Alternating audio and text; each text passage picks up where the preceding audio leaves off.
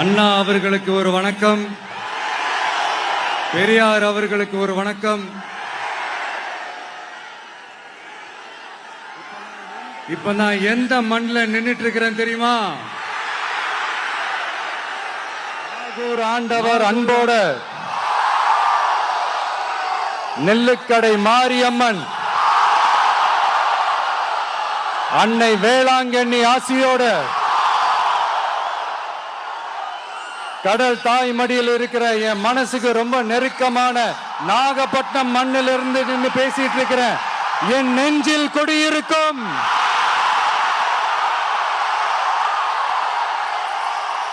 உங்கள் அனைவருக்கும் என்னைக்குமே ஒரு மீனவ நண்பனா இருக்கிற இந்த விஜயோட அன்பு வணக்கங்கள்.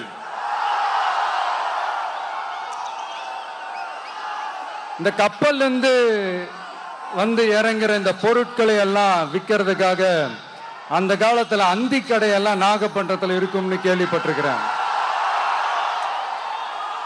மீன் பிடிக்கிற தொழில், மற்ற தொழில்கள், இந்த விவசாயம், எந்த பக்கம் திரும்பினாலும் எப்படி பார்த்தாலும் உழைக்கிற மக்கள் இருக்கிற ஊர் தான் நம்ம நாகப்பட்டினம் ஊர். மத வேறுபாடே இல்லாத, அனைவருக்கும் பிடித்து போன, மத சார்பின்மைக்கு எடுத்துக்காட்டாக வாழ்ற உங்கள் அனைவருக்கும் மீண்டும் என்னுடைய சிரம் தாழ்ந்த ஸ்பெஷல் வணக்கங்கள். இந்த தமிழ்நாட்டில் இந்த மீன் ஏற்றுமதியில் 2வது இடத்துல இருக்கிறது நம்ம நாகப்பட்டினம் ஹார்பர் தான். ஆனா அங்க நவீன வசதிகளோட இந்த மீன் பதப்படுத்துற இந்த மாடர்ன் தொழிற்சாலைகள்லாம் இல்லை. அது மட்டும் இல்ல, இந்த அடிப்படை வசதிகள் கொண்ட இந்த வீடுகள்லாம் இல்லாம ரொம்ப அதிகமா இந்த குடிசை பகுதிகள் இருக்கிற ஊரும் நம்ம நாகப்பட்டினம் ஊரு தான்.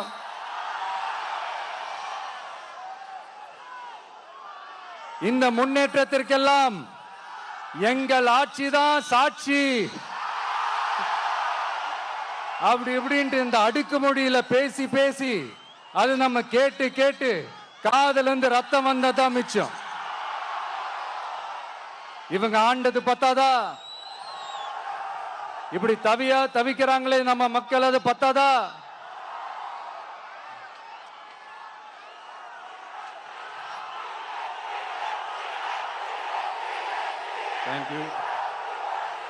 தேங்க்யூ. இந்த இலங்கை கடற்படையால நம்ம மீனவர்கள் தாக்கப்படுறதையும் அதுக்கான காரணத்தை பத்தியும் அதுக்கான தீர்வை பத்தியும் நான் மதுரை மாநாட்டிலே நான் பேசியிருந்தேன். அது ஒரு தப்பா? மீனவர்களுக்காக குரல் கொடுக்கறதும் அவங்களோட நிக்கிறதும் நம்மளுடைய கடமை, நம்மளுடைய உரிமை. நான் என்ன இன்னைக்கு நேத்தாங்க அவங்களுக்காக குரல் கொடுக்கிறேன். இதே நாகப்பட்டினத்துல 14 வருஷத்துக்கு முன்னாடி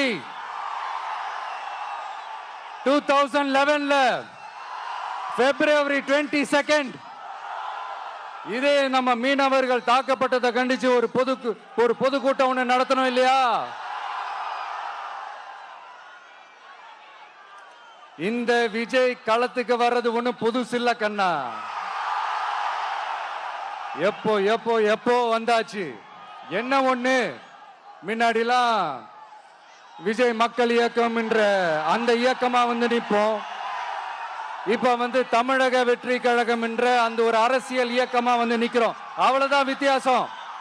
அன்னைக்கும் சரி, இன்னைக்கும் சரி, இனிமேலும் சரி, மக்களுக்காக மக்களோட நிக்கிறது தான். இது புரிய வேண்டியவங்களுக்கு புரிஞ்சா சரி.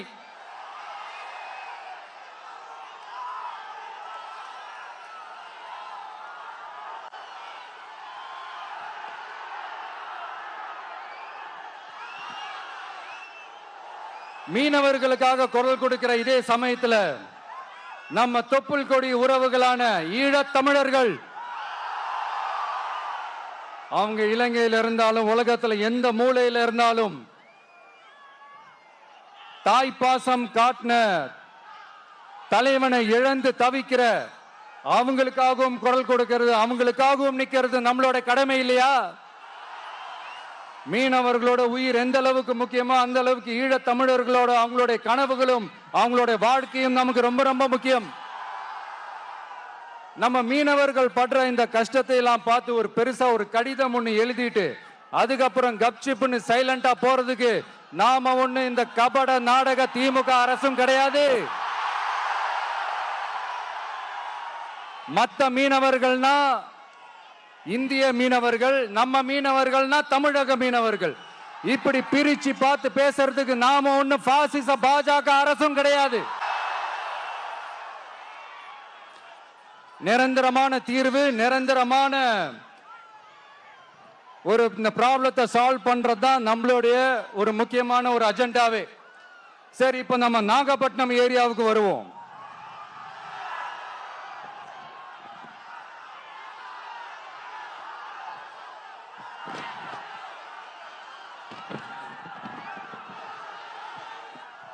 இங்க இருக்கிற மண் வளத்தை பாதிக்கிற இறால் பண்ணைகளை முறைப்படுத்தணும். அப்பதான் மீனவர்களோட வாழ்வாதாரமும் விவசாயிகளோட வாழ்க்கையும் பாதிக்காம இருக்கும். கடலோர கிராமங்கள்ல மீன் அரிப்புல இருந்து பாதுகாக்கிற அலையாத்தி காடுகளை அழிக்கிறத பத்தி தடுத்து நிறுத்தி அதுக்கு ஒரு வழி பண்ண வேண்டிய அரசாங்கத்துக்கு இதை விட ஒரு முக்கியமான ஒரு வேலை ஒண்ணு இருக்கு. அது என்ன தெரியுமா? சொந்த குடும்பத்தோட வளர்ச்சியும் சொந்த குடும்பத்தோட சுயநலமும் தான் அந்த முக்கியமான வேலை. இங்க இருக்கிற மக்களுக்கு குடிக்க தண்ணி இல்லாம தவிக்கிறாங்க. அதுக்கு தீர்வா காவிரி தண்ணியை கொண்டு வரலாம், மக்களோட தாகத்தை தீர்க்க. கொண்டு வந்தாங்களா? இவ்வளவு பாரம்பரிய கடல் சார்ந்த ஊர்ல ஒரு கவர்மெண்ட் மெரைன் காலேஜ் ஒண்ணு கொண்டு வரலாம். கொண்டு வந்தாங்களா? மீன் சம்பந்தமான எந்த தொழிற்சாலையும் அமைக்கல. அமைச்சாங்களா? அட்லீஸ்ட் நிறைய பேருக்கு வேலை வாய்ப்பு கிடைக்கிற மாதிரி தொழில் வளர்த்தியாவது பெருக்கலாம். அதையாவது செஞ்சாங்களா? ஆனா ஒவ்வொரு டைமும் வெளிநாட்டுக்கு டூர் போயிட்டு வர்றப்பெல்லாம் அத்தனை கோடி முதலீடு, இத்தனை கோடி முதலீடு சிஎம் அவர்கள் சிரிச்சுக்கிட்டே சொல்லுவாரு. சிஎம் சார், மனசை தொட்டு சொல்லுங்க, வெளிநாட்டு முதலீடா இல்ல வெளிநாட்டுல முதலீடா? ஒட்டுமொத்த தமிழ்நாட்டுக்கும் முதலீடா இல்ல உங்க குடும்பத்தோட முதலீடு வெளிநாட்டுக்கு போகுதா?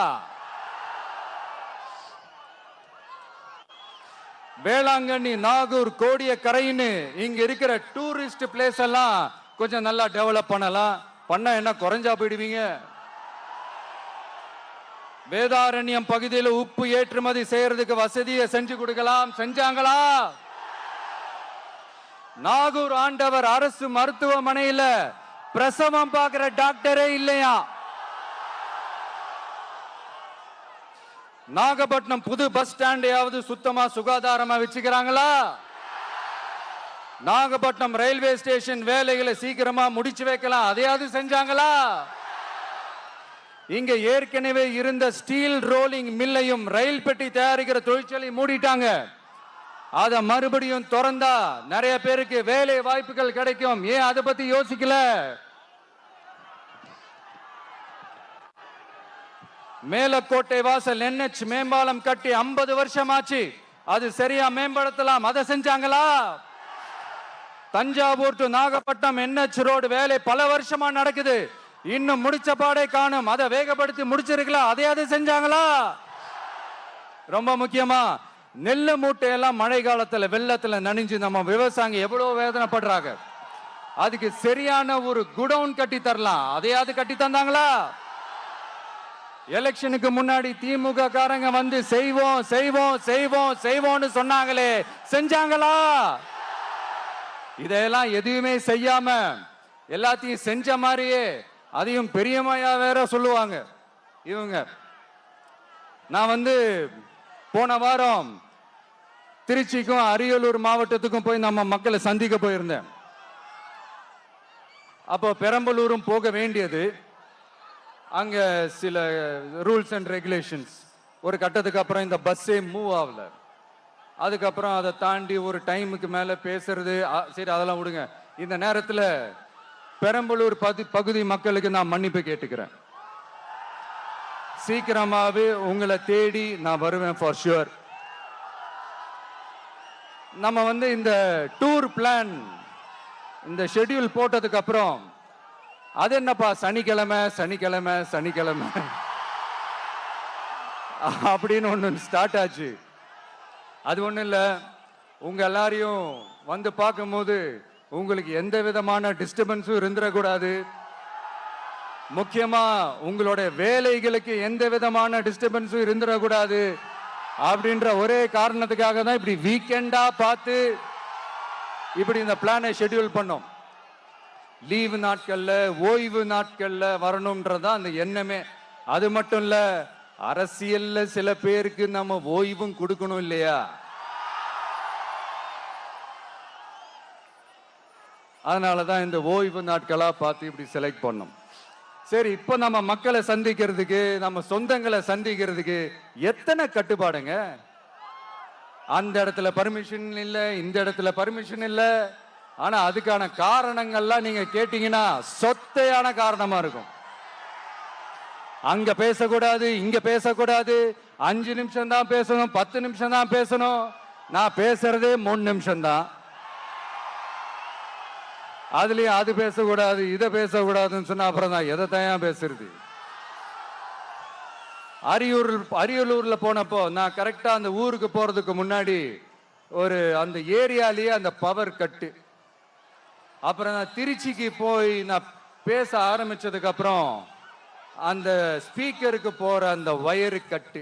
ஒரு RSS தலைவர் இங்க வராருன்னு வச்சுக்கோங்க, இல்ல நம்ம பிரதமர் மோடிஜி அவர்களோ இல்ல உள்துறை அமைச்சரோ இங்க வராருன்னு வச்சுக்கோங்க, இந்த மாதிரி கண்டிஷன்ஸ்லாம் போடுவீங்க,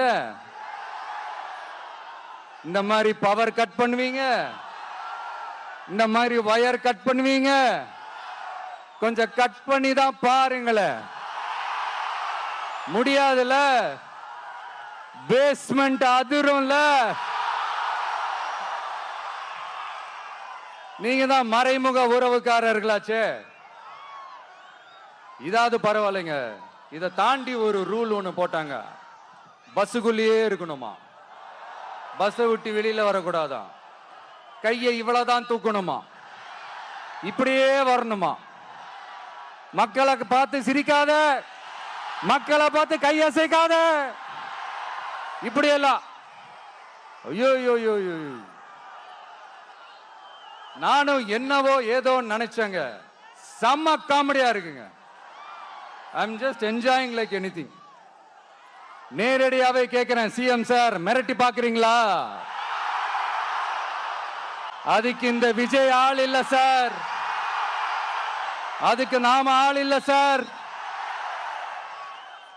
என்ன செஞ்சிருவீங்க? மேக்சிமம் கொள்கைய சும்மா பேருக்கு மட்டும் வச்சுக்கிட்டு குடும்பத்தை வச்சு கொள்ளையடிக்கிற உங்களுக்கே இவ்வளவு இருந்தா,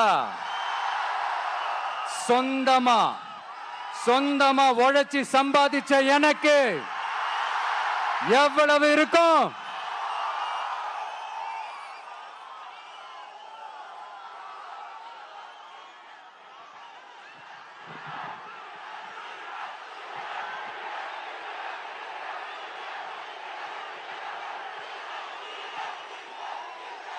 தேங்க்யூ நண்பா. என்ன நாங்க பெருசா கேட்டுவிட்டோம்? மக்கள் நிம்மதியா ஃப்ரீயா நின்று பார்க்கறதுக்கு ஒரு இடம், அதை நாங்க தேர்வு செஞ்சு அதுக்கு பர்மிஷன் கேட்கிறோம். ஆனா நீங்க என்ன பண்றீங்க? அந்த இடத்தையெல்லாம் விட்டுட்டு நெருக்கடியோட, மக்கள் நெருக்கடியோட எங்கெல்லாம் நிப்பாங்களோ அந்த இடமா பார்த்து செலக்ட் பண்ணி தெரியுங்க. உங்க எண்ணம் தான் என்ன சார்? நான் அவங்கள பார்க்க கூடாது, அவங்களோட பேசக்கூடாது, அவங்க குறைகளை கேட்க கூடாது, அவங்களுக்காக குரல் கொடுக்க கூடாது, என்னதான் சார் உங்க எண்ணம்? சரிங்க சார், ஒரு அரசியல் தலைவன் அப்படின்றதெல்லாம் மறந்துருங்க. ஒரு சாதாரண ஒரு தமிழ்நாட்டு மண்ணோட ஒரு மகனா, ஒரு நம்ம தமிழ் மக்களுடைய ஒரு சொந்தக்காரனா, என் மக்களை, என் குடும்பத்தை, என் சொந்தங்களை நான் பார்க்க போனா என்ன பண்ணுவீங்க? அப்பவும் தடை போடுவீங்களா? வேணாம் சார். இந்த அடுக்குமுறை, இந்த அராஜக அரசியல்லாம் வேணாம் சார். நாம ஒண்ணு இங்க தனியால் இல்லைங்க சார். மாபெரும் மக்கள் சக்தியோட பிரதிநிதிங்க சார். மாபெரும் பெண்கள் சக்தியோட சகோதரன் சார். மாபெரும் இளைஞர் இயக்கமா இருக்கிறோம் சார். மறுபடியும் சொல்றேன், 2026ல ரெண்டு பேருக்கு நடுவுல தான் போட்டியே. ஒண்ணு இன்னொன்னு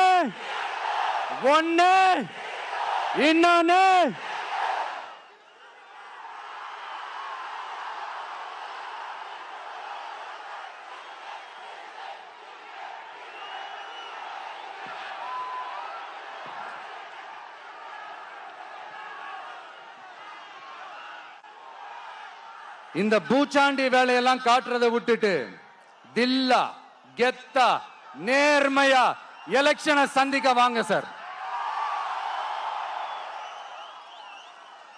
பார்த்துடலாம் சார். கொள்கையை பேருக்கு மட்டும் வச்சுக்கிட்டு குடும்பத்தை வச்சு தமிழ்நாட்டை கொள்ளையடிக்கிற நீங்களா, இல்ல தமிழ்நாட்டில் இருக்கிற ஒவ்வொரு வீட்டுக்குள்ளேயும் ஒருத்தனா இருக்கிற நானா, இந்த விஜயா? பார்த்துடலாம் சார்.